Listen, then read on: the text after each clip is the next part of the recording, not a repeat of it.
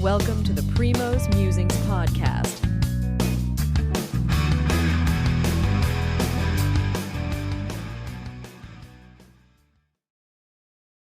Good evening, Mel. How are you doing? I'm doing well. The weather here is blowing gale winds. Gale winds. Wow. We're not used to seeing that in Connecticut for sure. I think I hear you are in Missouri. Say it again. Are you in Missouri? No, I'm in Kansas. We Oh, you're are. in Kansas. We've been in Kansas now. Second night in Kansas. I'm in Seneca, Kansas, about 80 miles east of the Missouri border. Okay. Wow. All right. So I know that I read three of your blogs, and one was the Ribbon of the Highway, where you talked about the Katy Trail. I think that's the one that covers 66 miles, I think, to Hicksville, Missouri. Um, so you talked about a little bit about that. So give the listeners something about the Katy Trail. What is the Katy Trail? And I think that was prior to a lot of your challenging weather that came in, but give a little bit history about the Katy Trail. Yeah, so the Katy Trail is a rail trail that is a rail line that ran historically from St. Louis to Kansas City, that was converted 1982 to a gravel bike and recreational trail. It's the longest continuous bike trail in the country and one of the oldest rail trails in the country, and runs for the most part along the Missouri River, which is very interesting because the Missouri River was the path that Lewis and Clark took on their expedition to discover the Northwest and to study it after the Louisiana Purchase in 1803. So we saw a lot of sites where Lewis and Clark camped, read a lot about their adventures and the challenges they faced. So the Katy Trail is very, very interesting trail, very cool. Because it's a rail trail, you have very little hills. It does progressively go uphill across the state of Missouri, but literally at about a 1% grade. So you're never climbing hills. Most of the gravel is pretty firm. There were places that either were washed out during weather or construction that were a little bit more difficult. But for the most part, it was a pretty smooth ride.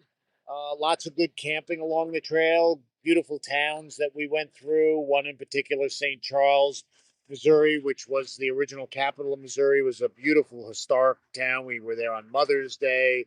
The entire town was decorated with flowers, and all the shops were open, and people were there with their families. It was very, very beautiful.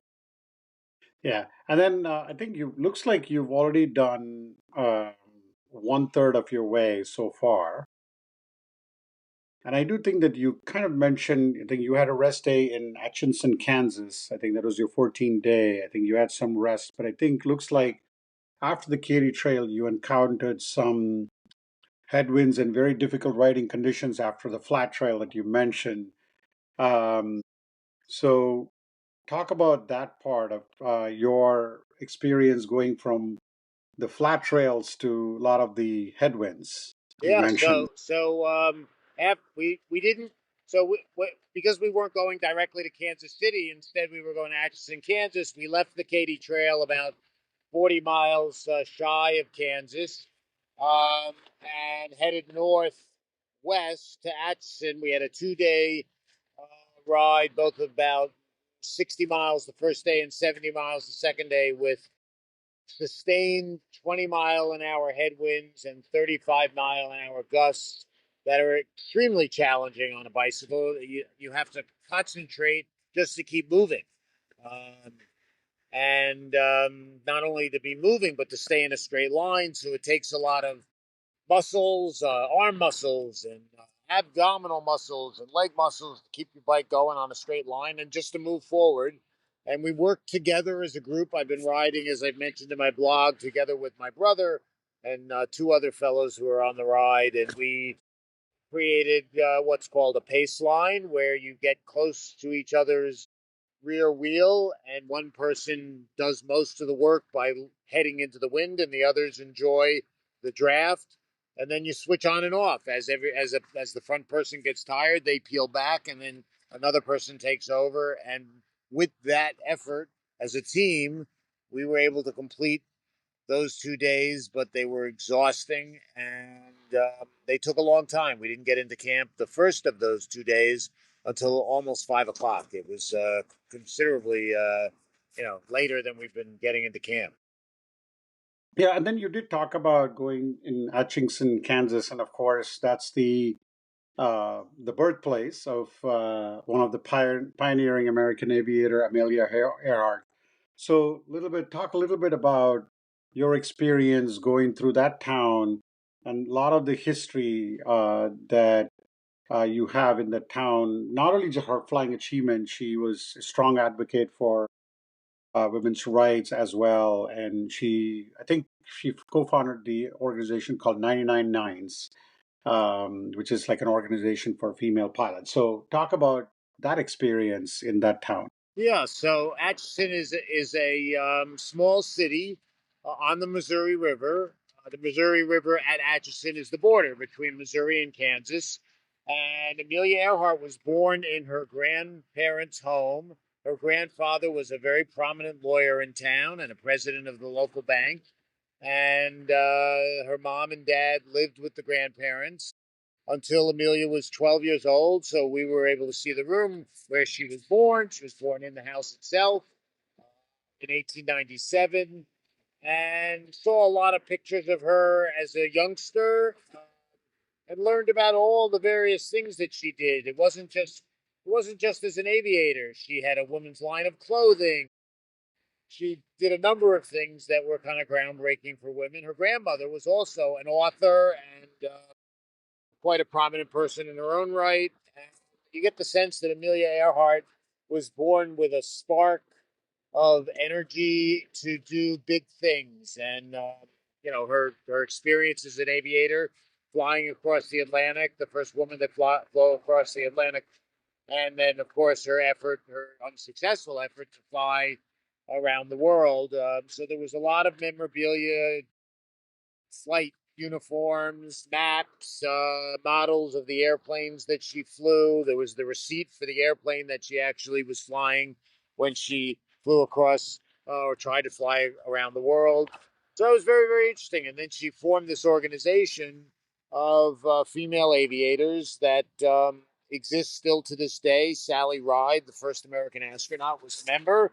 And Mhm. so all of that, it was fascinating. And I was inspired by the bravery and the energy of a young woman who clearly, in the period that she lived, was very unique.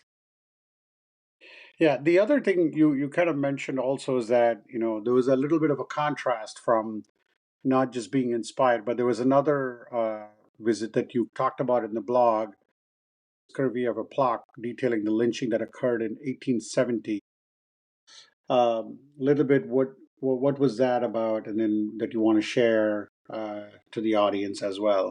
Yeah, so there was a plaque in the center of the town, um, referencing a lynching, a Mr. Johnson who had been out hunting, accidentally injured another hunter who happened to be white, not seriously. It was expected that he wasn't even going to be charged with a crime, but apparently the townsfolk decided that this was sufficiently egregious in the era to warrant pulling him. They literally broke into the jail, pulled him out of the jail, and lynched him from a tree. And to me, it was, here you are crossing America. There's so much good, and yet we have this stain of racial animus that um, you can't escape in this country. And it struck me, I wondered, one of the things in the plaque that really, really touched me was that there were apparently 200 people that witnessed the lynching. Nobody was ever charged with murdering this innocent black man. And I wondered, like, who were the townspeople that thought this was an okay thing to do? And what about their children and their descendants? This legacy stay in their families history. Perhaps Amelia Earhart's grandfather was this prominent lawyer in town and president of a bank. Did he participate? Was he a witness? Did he know that this happened? Was this acceptable?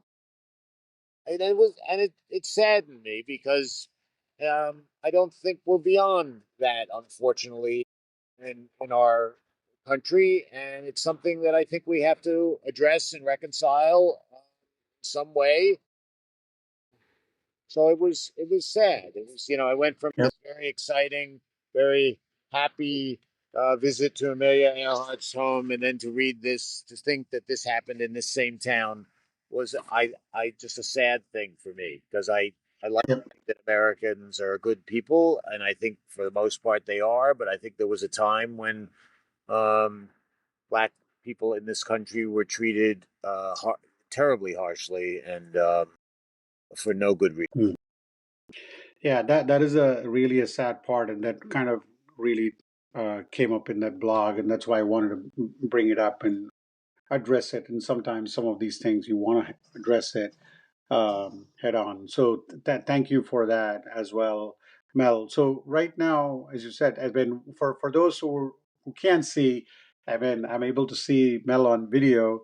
He's kind of literally holding his the tent with like winds, gusting around as he mentioned, with the rain, hammering the tent as well. So a lot of uh, like would say tension going on there as well, Mel. Yeah. So no, I think no, you've done 1,400 miles, so this is incredible. You started in Washington D.C. and you're in Kansas right now. What's your next? What are you guys up to next? So tomorrow we have a 75-mile ride to Washington, Kansas. Um, the day after that, we will be entering into Nebraska. We'll spend, I think, 5 nights in Nebraska, and then we'll head into Colorado.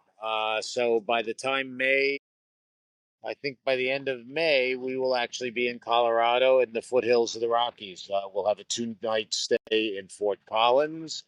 Fort Collins is at the foot of the Rockies, and we will have our first major climb across the Continental Divide. We're going to cross the Continental Divide on this trip half a dozen times between Colorado, Wyoming, Montana, and Idaho. And this will be, so that's what we have over the next couple of weeks.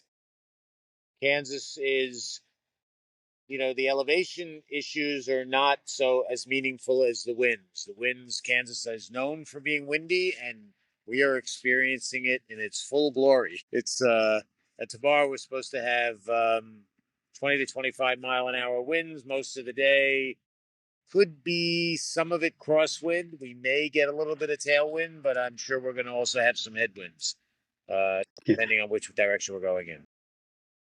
Hey, one other thing that Mel, I forgot to bring, and this was actually pretty cool that I saw that I think in one of the blogs you talked about there was an event that was going on about one of their brothers being commissioned in the army. You want to share a little bit about that? Yeah, I mean, I read through the blog, so I thought it would be better to come from you to share that story sure. as well. Yeah. So in Atchison, my brother and I, after we had toured the town, decided to take a walk down to the river. The Missouri River, as I mentioned, has been our companion since we entered Missouri 5 days ago as we crossed the Katy Trail.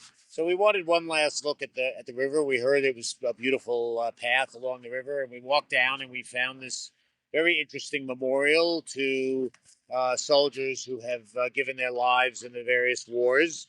And while we were looking at the memorial, I noticed a couple of uniformed personnel were there, and it looked like they were going to be setting up for something. So I asked them what was going on, and they told me that their brother was being commissioned into the army that day, and that one was in the army already, one was in the Navy, They were in full dress uniform, and I said, "Oh, and when is it going to happen?" They said, "Well, it's supposed to be at 1 o'clock, but he's graduating college today, and it seems like it's a little delayed." Anyway, we waited, and we waited about a half an hour. Other military personnel gathered. The family arrived, and then the young man who was being commissioned arrived, and the ceremony was.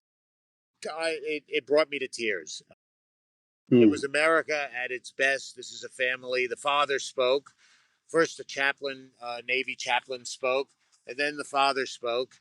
And the father talked about the multi generational relationship with the military. His grandfather, his father, he, his sons, 6 sons, 4 of whom are already serving as officers in various branches of the military. Then the fifth was being commissioned as we sat there yesterday, and then the sixth son has is entering Notre Dame and going into the ROTC in the fall. And it was the pageantry was beautiful.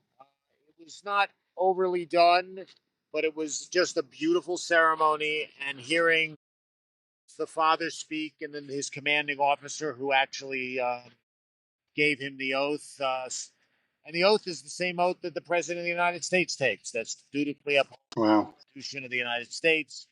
Um, it was really touching, and I think it was to me a good example of the greatness of this country. That here's a family in a small town in Kansas whose 6 sons are going to be officers in our either are or will be officers in our military, and we are free because of those kinds of commitments. And I think it's something that we should never take for granted.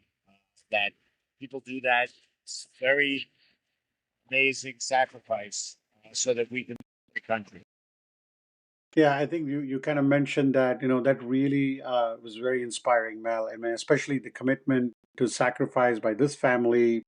And you said, um, uh, going back to like, they are protecting the four walls of this great country. So, absolutely incredible that, you kind of said, went from Amelia Earhart, then you talked about the lynching. I think it was George Johnson, I think, and then you talked about the oath, the administering of the oath for the newly commissioned officer.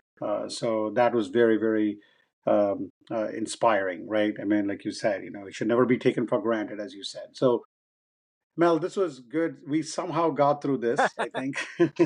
I know you said it was making you update, but I really appreciate you sharing um, your story across America. That's what I'm calling it. I think it's incredible to kind of see the sights and sounds of different parts of the country, different states, what they offer, the good, and as well as some of uh, the history that we also need to be aware of.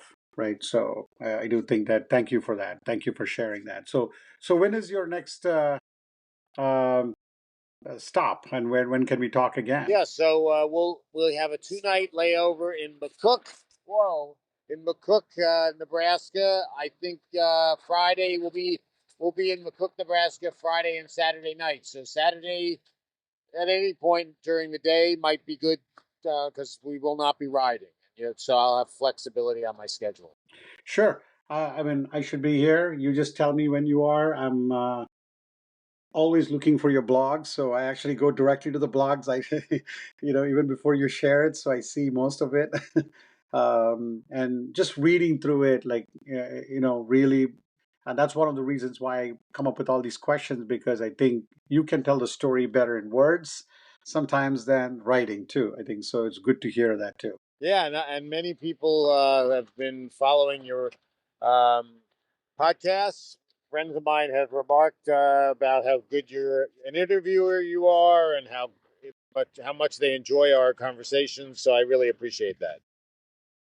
That is very, very kind. Thank you so much. I think it's great to kind of hear the story. In fact, your story has been even resonating in India with some of my friends, my college friends who've been listening to the blog as well. So Wonderful.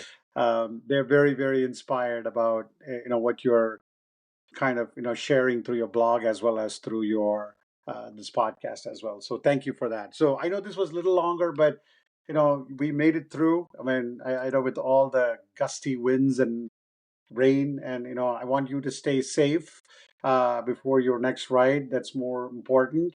And we're all wishing and praying all the way to the Pacific Northwest, all the way to Oregon. So looking forward to that. Wonderful. Thank you. Thank you so much again, Mel. Have a good night and stay safe. Thank you. You too. Bye-bye. Thank you. Bye bye. Good night.